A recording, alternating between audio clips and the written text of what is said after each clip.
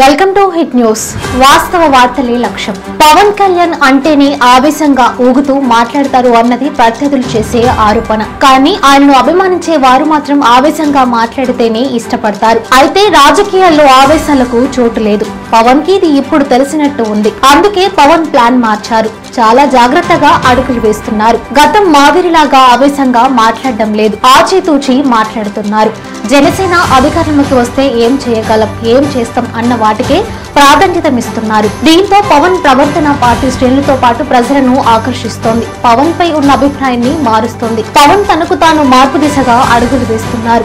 జనసేన ఎందుకు కూటమి కట్టాల్సి వచ్చింది, జనసేన అధికారంలోకి వస్తే ఏం చేయగలదు, భాగస్వామ్య ప్రభుత్వంలో జనసేన పాత్ర వంటి వాటి గురించి ప్రజలకు వివరించే ప్రయత్నం చేస్తున్నారు. తాజాగా తాను పోటీ చేస్తున్న పిఠాపురం నియోజకవర్గంలో ప్రచారాన్ని ప్రారంభించారు. 3 రోజుల పాటు పిఠాపురం నియోజకవర్గంలోనే ఉండనున్నారు. ప్రజల సమస్యలను పరిష్కరించనున్నారు.